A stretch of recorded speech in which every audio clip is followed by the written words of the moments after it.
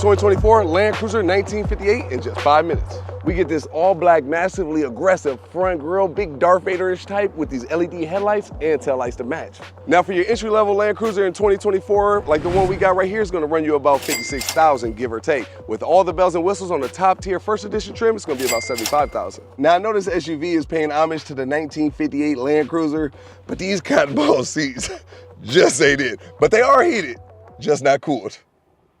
And they're not cool. You even have a roof rack on top of this joint that's so sturdy, you can hold somebody as big as me up here. And you gotta manually adjust these joints like it's 1958 to slide forward and backwards. Oh, damn. Big concussion. There's a leather wrap gear shifter along with 2 differential lock buttons and an option to change from 4 high to 4 low. And trust me, you'll need it because this joint is very off-road capable.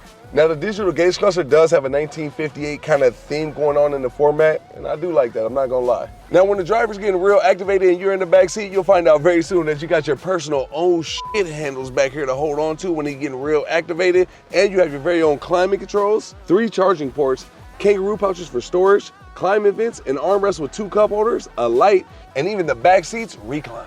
Whenever off-roading, you have a DAC crawl, which pretty much means downhill assist control, and you even have an ECT second right under your drive modes. These circular vents have a really nice design, and they're super responsive, and they blow really good too. Pause.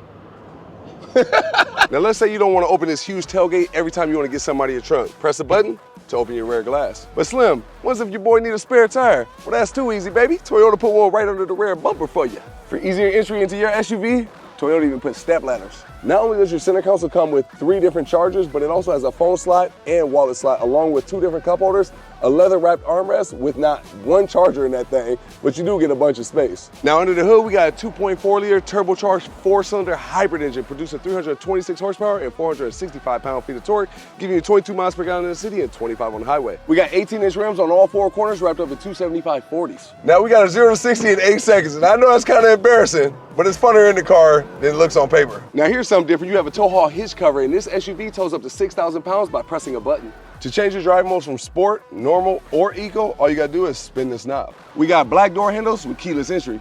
Now there's no memory seats in here for the driver or front seat passenger. Because it's a 1958 theme, man, you gotta pay respect and homage to the understanding of the understanding. So you gotta do everything in here by yourself like they did back in the day. We got leather wrap steering wheel that's heated, and you have adaptive cruise control and lane keep assist. And when you activate both at the same time, you pretty much get a self-driving SUV, but without having to shake the wheel every 2 seconds. We even have a decent amount of space in the glove box. We got sun visors that don't extend, but they do have extenders within the sun visors, and you even have a card holder right here integrated within it, so every time you want to get in somewhere fast, give them your card and go. You got a trunk space back here that is so massive you can fit me back here comfortably in this thing, and you even have a house-inspired plug, and if you look under the floorboards, you have even more hidden storage compartments and a jack within its own side compartment as well. I don't think in 1958 they had infotainment screens, but it looks good, it has everything you need, and it has Apple CarPlay and Android Auto.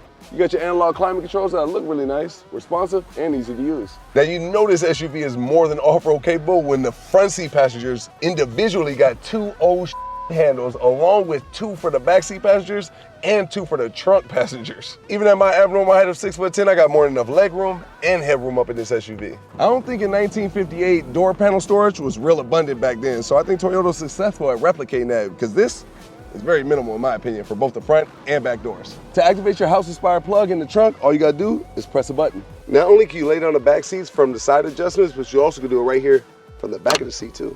Now this trunk is so abundant because there's not a 3rd row back here, but it appears that there is one, because in the trunk you have your armrest, 2 cup holders, 2 USB-C chargers, climate vents, and a personal handle in case things get real extracurricular. But the reason why this is back here is because in Europe, they can option a Land Cruiser with a 3rd row seat. Here in America, we cannot. Now, anytime you want to open or close your trunk, you're gonna have to do it by hand manually. But Toyota did put 2 trunk closer handles right here in order for you to do so. This car is more than what you need. It has practicality, looks good in my opinion, and it's fun to go off-roading. Now that's everything I think you need to know about the 2024 Toyota Land Cruiser 1958 in just 5 minutes.